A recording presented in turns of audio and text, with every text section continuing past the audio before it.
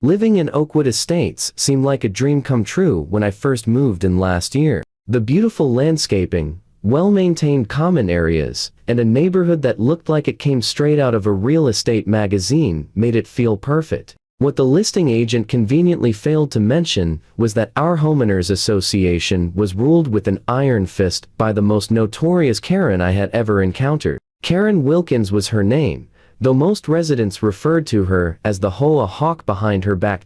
In her mid-50s, with the perpetual scowl and that signature highlighted bob haircut, Karen had been the HOA president for 8 consecutive years. Nobody ran against her anymore, not after what happened to the last brave soul who tried. I heard they mysteriously received violation notices every week for 6 months until they eventually sold their house and moved away. I managed to stay under Karen's radar for the first few months. I kept my lawn precisely 2.25 inches tall as per the guidelines. Never left my trash can out past 7 p.m. on collection day, and made sure my house paint remained the exact shade of gentle dove white that was approved in the community handbook. But my peaceful existence came to an abrupt end when I installed a small bird feeder in my backyard, apparently a cardinal sin in Karen's rulebook.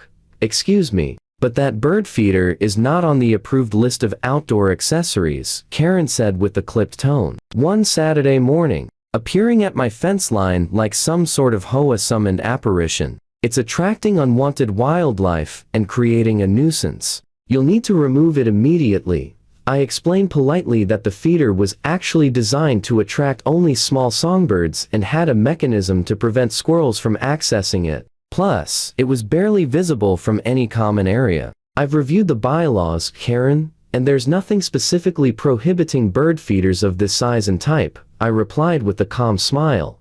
Her eyes narrowed as if I had just spoken in tongues. Well, I'll have to bring this up at the next board meeting, she huffed, clearly not used to residents who actually read the rulebook. She wielded like a weapon. We'll see what the architectural committee has to say about this unauthorized installation.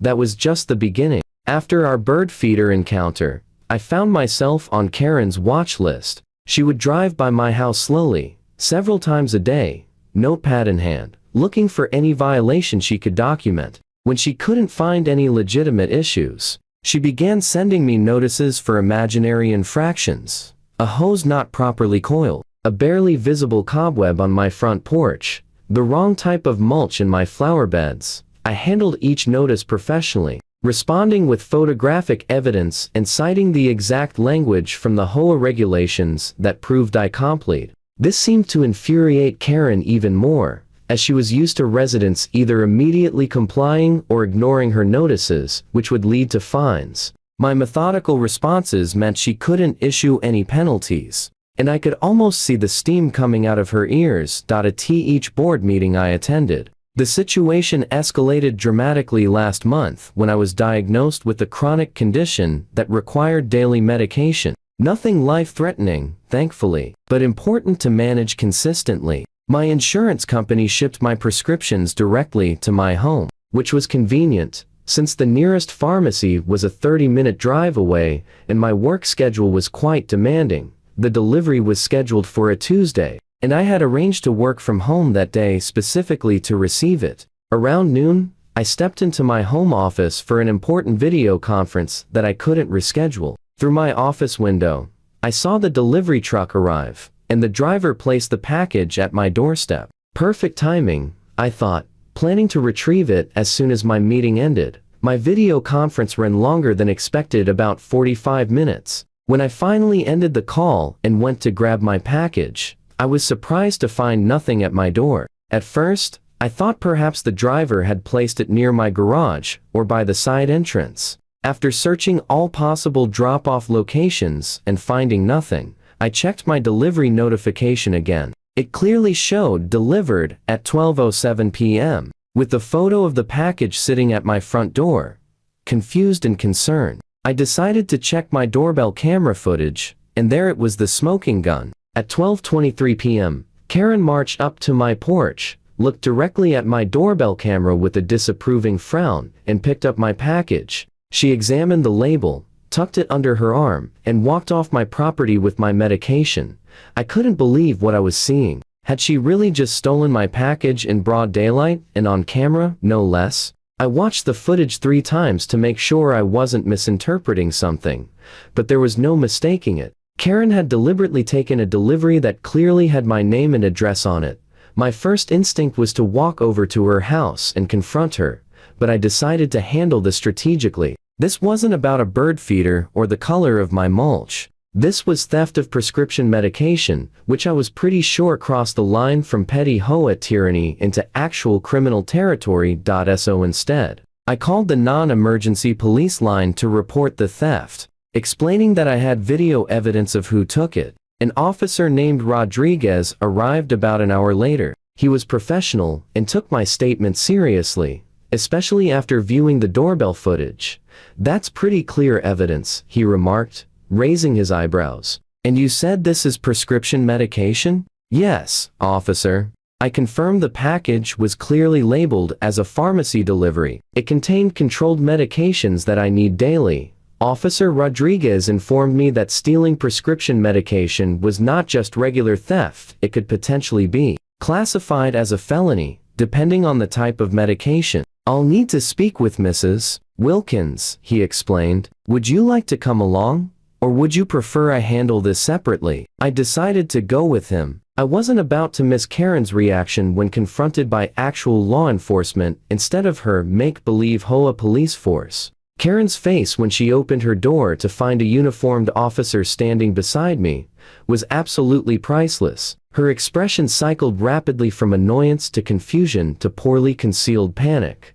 "Miss Wilkins," Officer Rodriguez began formally, "I'm here regarding a package that was delivered to this gentleman's residence earlier today. Do you know anything about that?" "I don't know what you're talking about," Karen replied with an indignant tone, crossing her arms defensively, but her eyes darted briefly toward her living room, where I could see a small stack of mail and packages on a side table. "Ma'am, we have video evidence showing you removing a package from this resident's doorstep without permission," the officer continued calmly. "That package contained prescription medication. Taking someone else's prescription medication is a serious offense." Karen's facade began to crack. "Well, I'm the HOA president, and we've had problems with packages being stolen in the neighborhood," she stammered, her voice rising an octave. "I was just keeping it safe until he got home. I was planning to drop it off later." "Is that why you didn't leave a note explaining you'd taken it for safekeeping?" I interjected. "Or send me a text? You have my number for HOA communications,"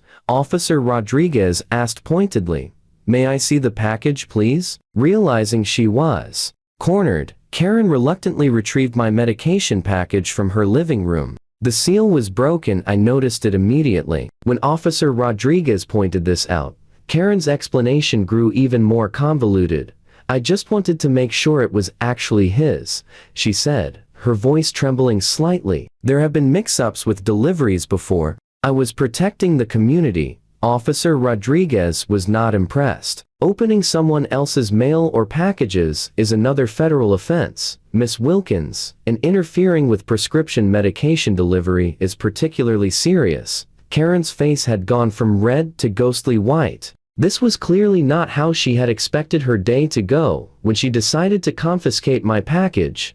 After a few more questions, Officer Rodriguez explained that I had several options, including pressing formal charges for mail theft and tampering with the prescription medication delivery. The potential consequences he outlined included substantial fines and possibly even jail time, depending on how the district attorney wanted to proceed. Karen's eyes widened with each word. This wasn't an HOA fine she could dismiss with her presidential authority. This was real-world legal trouble with real-world consequences. When Officer Rodriguez mentioned that interfering with delivery of certain types of medication could result in felony charges carrying up to 5 years in prison, I thought Karen might actually faint. "I didn't know it was medication," she whispered. All pretense of authority now completely evaporated. I truly was just trying to prevent package theft, but her story had too many holes. Why hadn't she contacted me? Why had she opened the clearly labeled medical package And why was this the first time she'd ever protected one of my deliveries? Despite the numerous packages I'd received since moving in the end, I decided to press charges not out of vindictiveness, but because Karen's behavior had crossed a line that couldn't be ignored. Officer Rodriguez handcuffed her right there on her perfectly maintained front porch, reading her rights as neighbors peeked out from behind blinds and curtains.